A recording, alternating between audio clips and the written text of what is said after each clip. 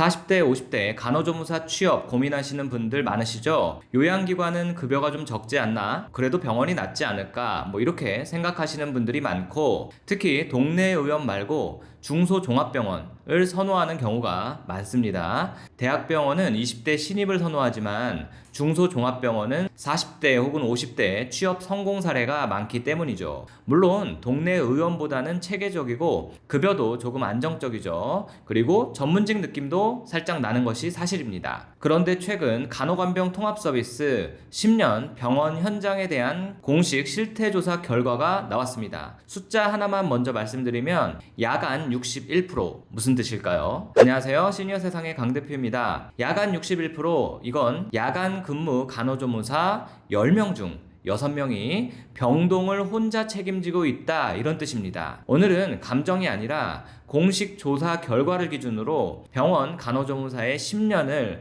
냉정하게 한번 보겠습니다. 자, 간호간병 통합 서비스는 보호자 없는 병동을 만들겠다, 이런 취지로 시작이 됐죠. 간병인을 따로 쓰지 않아도 병원이 간호와 간병을 통합해서 제공하겠다.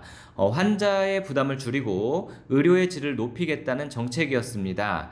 제도 자체는 상당히 확대가 됐습니다. 병상 수도 늘었고 참여하는 병원도 많이 증가했죠. 자, 그런데 속을 좀 더 들여다보니까 문제가 많았습니다. 현장을 담당하는 인력 구조는 그에 맞게 재설계가 됐을까요? 자, 최근 국회 토론회에서 발표된 실태조사 결과를 보면 확실히 문제가 보입니다. 야간 1인 근무가 61%, 인력 부족 체감이 79%, 연봉 3천만 원 미만인 것이 42%, 업무 경계가 모호한 간호사 업무 수행이 70% 이상. 여기서 중요한 건 단순히 힘들다, 이런 하소연이 아니라는 겁니다. 일단 인력 배치가 낮에는 2명이 기본인데 밤에는 1명이 기본이 되는 구조입니다. 환자 수는 당연히 줄지 않는데 인력은 줄어드는 시간대가 있는 거죠. 게다가 이송, 환경정리 같은 병동 지원 업무까지 간호조무사가 모두 병행을 하고 있는 상황입니다. 그렇다고 해서 간호사와 간호조무사의 업무가 명확하게 구분이 되어 있느냐? 앞서 보셨지만 그렇지도 않다는 거죠. 그러니 업무 경계가 모호한 상황 속에서 여러 가지 업무를 모두 감당하고 있는 것이 간호조무사의 지난 10년간의 현실이었다는 겁니다. 결론적으로 이 제도가 10년이나 지났는데 현장에서 필요한 어떤 법적 근거와 제도가 충분히 정비되지 못했다, 이런 지적이 나오고 있는 겁니다. 분명히 제도는 확대가 됐는데 그 중간에 여러 가지 문제점에 대해서 재설계는 안 되고 있다는 거죠. 이런 문제에 대한 내용이 어디에서 터져 나왔을까요? 바로 국회 토론회에서 쏟아져 나왔습니다. 물론 구체적인 개선 방향도 제시는 됐습니다.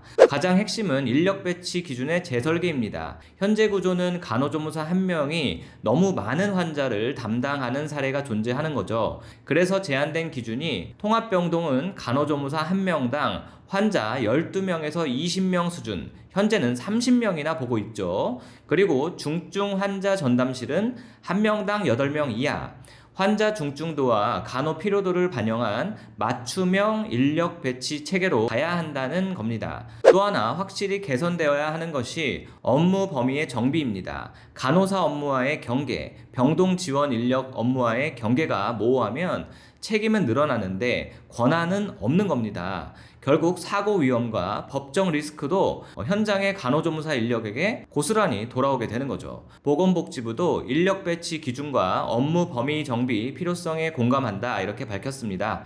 하지만 공감과 실행은 다르죠. 물론 여기서 중요한 신호는 하나 있습니다. 제도가 이제 확대 단계를 넘어서 재설계 단계로 들어가고 있다는 점입니다. 그리고 이 과정에서 현장 이탈이 가속되면 병원 구조 자체가 흔들릴 수 있다, 이런 경고도 나오는 거죠. 실제로 숙련 인력 3명 중 1명이 1년 이내에 이직을 고민하고 있다고 합니다. 이건 단순한 개인 선택의 문제가 아니라 시스템 지속 가능성의 문제가 될 수도 있는 거죠.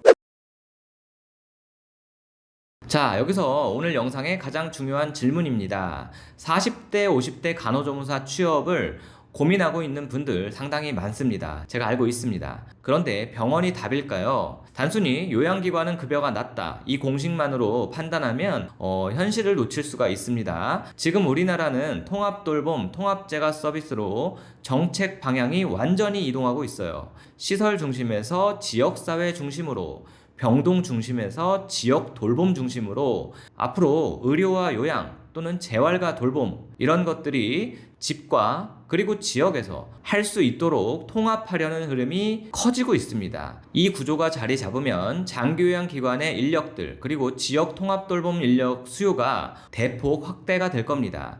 병원만이 유일한 선택지는 아니다 라는 말씀을 드리는 거고요. 간호조무사의 미래활동 영역이 병동 안에 국한된 것이 아니고 지역사회로 이동할 가능성 매우 높습니다. 대표적인 예로 통합재가 서비스의 시행으로 주간보호센터 내에 간호조무사의 역할이 증대되고 배치 인력도 자연히 늘어나게 될 겁니다.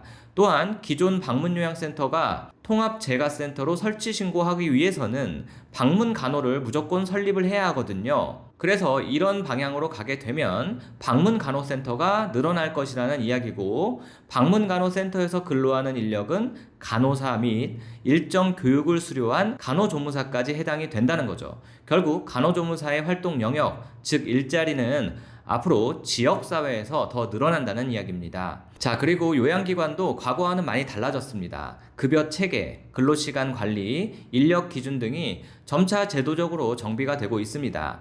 아직 완벽하다고 할 순 없지만 과거처럼 무질서한 구조는 절대 아니다, 이런 말이죠. 그리고 가장 중요한 업무 강도 역시 비교를 해보면 솔직히 중증 환자를 상대하는 병원 병동보다는 상대적으로 업무 강도가 낮은 편이라고 봐야 됩니다. 특히 병원 조직 문화에서 종종 언급이 되는 이른바 태움 문화 같은 집단 압박 구조는 요양기관에서는 상대적으로 덜한 편입니다. 규모가 작고 팀 단위 혹은 개인적으로 종사하게 되는 그런 특성 때문이죠. 40대, 50대 재취업은 제 개인적인 생각으로 급여도 물론 중요하지만 다양한 근로 여건도 함께 보는 것이 맞지 않나 싶습니다.